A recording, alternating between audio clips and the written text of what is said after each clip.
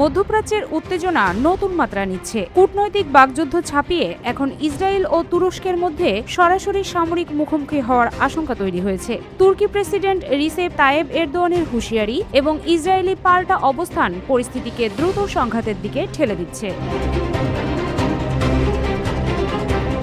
Karabakh ও লিবিয়ার উদাহরণ টেনে এরদোয়ান ইঙ্গিত দিয়েছেন প্রয়োজনে সামরিক হস্তক্ষেপেও যেতে পারে আঙ্কারা।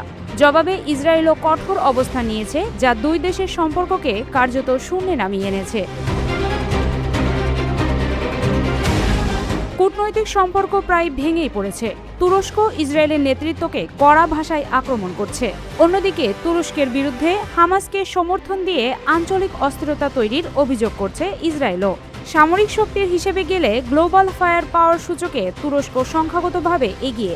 বিশাল স্থলবাহিনী, আধুনিক ট্যাঙ্ক বহর এবং দীর্ঘমেয়াদী যুদ্ধ চালানোর সক্ষমতা তুরস্ককে স্থলযুদ্ধে শক্ত অবস্থানে রাখে। তুর্কি বাহিনীর কাছে রয়েছে নিজস্ব প্রযুক্তিতে তৈরি আলতাই এবং উন্নত লেপার্ড ট্যাঙ্ক। এই সমন্বয় তাদেরকে বৃহৎ আকারের স্থলযুদ্ধে ধারাবাহিক চাপ বজায় রাখার সুযোগ দেয়। অন্যদিকে ইসরায়েলের মার্কাভা ট্যাঙ্ক প্রযুক্তিগতভাবে উন্নত হলেও সংখ্যায় তুলনামূলক কম। ফলে খোলা স্থলযুদ্ধে ইসরায়েলকে কৌশলগত নির্ভরতায় এগোতে হবে, সরাসরি সংখ্যার উপর নয়। তবে আকাশে পুরো চিত্র বদলে যায়। ইসরায়েল এখানে স্পষ্ট আধিপত্য ধরে রেখেছে। তাদের হাতে রয়েছে F-35 স্টেলথ যুদ্ধবিমান, যা রাডার এড়িয়ে আঘাত হানতে সক্ষম। এর সঙ্গে যুক্ত হয়েছে আয়রন ডোম এবং অ্যারো মিসাইল প্রতিরক্ষা ব্যবস্থা। ফলে আকাশপথে ইসরায়েল কার্যত একটি বহুস্তর প্রতিরক্ষিত অঞ্চল তৈরি করতে পেরেছে। তুরস্কের বিমানবহর বড় হলেও প্রযুক্তিগতভাবে কিছুটা পিছিয়ে। তবে আঙ্কারা নিজস্ব পঞ্চম প্রজন্মের ফাইটার কান এবং ইউরোপীয় প্ল্যাটফর্ম যুক্ত করে সেই ব্যবধান কমানোর চেষ্টা করছে।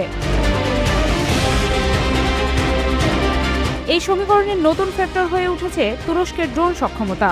বাইরাক্টার টিভির দ্বিতীয় সংস্করণ ইতোমধ্যে একাধিক যুদ্ধে কার্যকারিতা দেখিয়েছে, আর নতুন তৃতীয় সংস্করণ আরও উন্নত।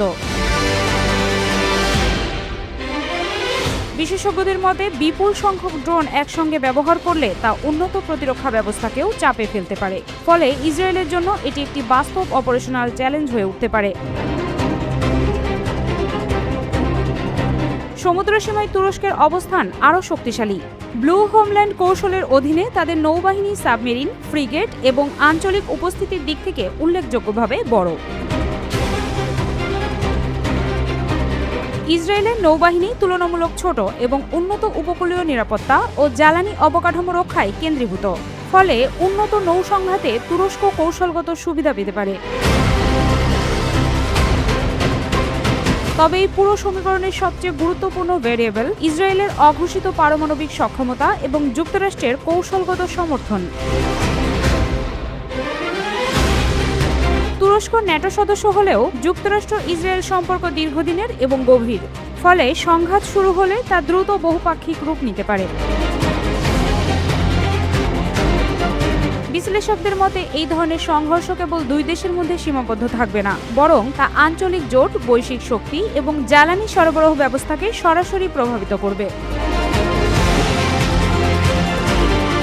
একদিকে তুরস্ক দীর্ঘস্থায়ী যুদ্ধের জন্য জনবল ও সরঞ্জাম প্রস্তুত রাখতে পারে, অন্যদিকে ইসরায়েল শুরুতেই আঘাত ও গোয়েন্দা তথ্য ব্যবহার করে প্রতিপক্ষকে দুর্বল করার কৌশল নিতে পারে।